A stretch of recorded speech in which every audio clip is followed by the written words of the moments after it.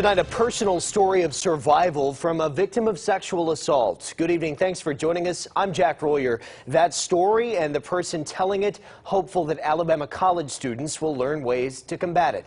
CBS 42 News reporter Michael Clark starting us off tonight in Jacksonville State University's campus with students hoping to be part of the solution.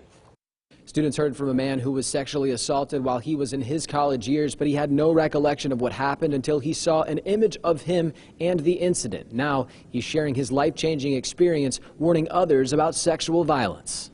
A coliseum packed with Jacksonville State students, all ears for one man's startling story. At the age of 22, I found out that I experienced sexual assault in college. Tim Musso now travels the country sharing his experience that's relatable to many young people in his audiences. The individual who had committed the assault against me had incapacitated me and taken pictures of the assault in question, and then they used those photos to stalk me and to try and blackmail me. You could hear a pin drop during Musso's speech when he encouraged students not to be afraid to speak out when something seems out of place. It's hard for especially college students to confront people like that, and I think with him telling us his experience, we are better able to confront those people and stop something like that.